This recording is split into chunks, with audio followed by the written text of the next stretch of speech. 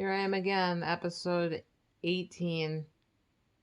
I'm not sure what to call it. Anyway, this is Savage Insomniac Talk Radio. I want to talk a little bit about this. So, I'm noticing that certain things. What were we just talking about, Sarah? I want to get this out. People coming to you Yeah. and just asking you for things. So, people are coming. I mean, I know I've mentioned this, and it might even be frustrating to people that are like, why do you keep talking about this? But this is really a boundary thing that's just going to keep. I'm going to keep talking about it because it's so important. So people keep coming to me and expecting stuff, and I'm always doing it. And so what the questions are, is it good? Is this a good thing? Like, is there anything good in it? Well, yeah, there is. To feel important, or not important, but to feel liked, or I don't know how to do, like you have a value. How's that better? You're a resource. It can feel good. It can, especially if you help someone. It can feel really good then. Like, let's say somebody needs something, they need some idea of something to do with their health. And you give them a suggestion. I don't know, maybe it's that you tell them to make some hummus. And they're able to do better. It is rewarding. But after a point, what I've noticed is people actually are leaning in on me. This is a different type of lean in than I had looked at. They're leaning in on me for stuff like everything. Phone numbers, addresses, links, everything. The thing is about that is when you don't actually go try to do stuff for yourself or pay someone to go do something for you, you don't remember it, for one thing. You don't remember it. You're leaning in on somebody else's memories. So you don't remember anything, any contact information or anything. This is not a good idea. But the other thing is the other person just feels like kind of like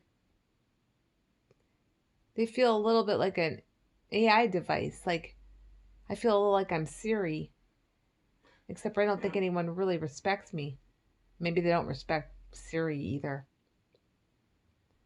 But it's like, can you have this? Can you give me this? And when a lot of times when I'm talking about something important, like right now I am, someone may not care about it at that time, and then down the line they're asking me, what about this? So I'm just a person who's pretty helpful. I don't see myself stopping helping people. That's not something that's going to happen. However, I do see myself, I'm going to try to put down some boundaries. I don't want to be directory assistants. I was that in the 1990s and some. You remember when 411 was the thing? It was all the rage. Well, people would call information, or like, I think it was, I can't even remember the damn number. I think it was 411 they called to, or 1-800-555-1212. Was that it? There was a number you could call and you could get basically information. You could get like phone numbers. That was not the case with some people I knew. They just called my number and asked for phone numbers. So Social Security Administration, 1-800-772-1213. And several other numbers I can give you off the bat. But is it really fair?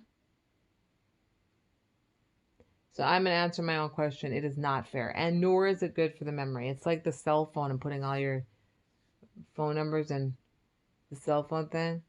It seems like a good idea. It might be a good idea, but if your phone breaks down, it won't be a good idea. I know. I've forgotten phone numbers, and I'm not one to do that. So I guess this is my short thing tonight, just trying to work in like just boundaries. And also, should other people be your person that you go to for just information? I won't call it lazy because I've heard some people call it lazy. I know someone who does, and she probably knows. I won't call it lazy, but I will say this. In a way, it is slightly, because what it's saying is, actually, there's something in social psychology where this is done. Oh, I wish I could find it, but I know I won't be able to. So basically, it's like it's a group laxity, like where you lean in on the other group members to do stuff for you. So if you're gonna do that, I'm always that way. I'm always gonna tie it together with social psych. If you're gonna lean in on me as that group member, that's always happened. I don't want that position anymore. Actually, I'd rather go work a job up the street, even disabled, than do that. Because then I could too say, "Oh, I'm so tired. I'm." And the thing is that people would say, "Oh, Cheryl's tired," but right now they don't see it that way because right now I am only bedridden. I am only stuck in my house. I can only sometimes have trouble eating. Yesterday I had to take a bunch of nausea medicine. Minimizing. And I hadn't been doing it, but I had to take an entire nausea medicine. Really close. And so, yeah, I'm starting to see some stuff crystal clear. I really am. Okay, I hope this has been helpful. I hope that it touches somebody else out there who is a people pleaser and an empath and has INFJ, I believe it is, personality. Take the reins, protect yourself, start saying no. Don't be that quick person that my teacher used to say. I didn't like it at the time. I'm starting to wonder. He had this on his wall. Teach a man to fish and he'll eat for a day. Sorry, my brain lost that one. I'm going to go back. Give a man a fish and he'll eat for a day. Teach a man to fish and he'll eat for a lifetime. I'm not sure that I agree with that because it can be really hard to fish. I've done that before. However, I'm starting to think if you just give people information kind of willy-nilly and you don't actually hold them accountable for it the way that a good life coach would do, then that person or those people are just going to continuously see you as a source of information and they're not actually going to take it seriously. The thing about taking it seriously is when we do that, when we take stuff seriously and we actually metaphorically take a step towards something, we're more committed.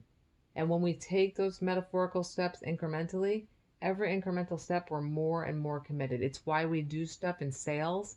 It's why when somebody comes into the store and they get, oh, it's the $5 off coupon. That's the first step was going in the store. The second step was, oh, we got a $5 off coupon. It's only good till tomorrow. And then you're walking and they're like, I got this coupon. Gosh, will I make it back?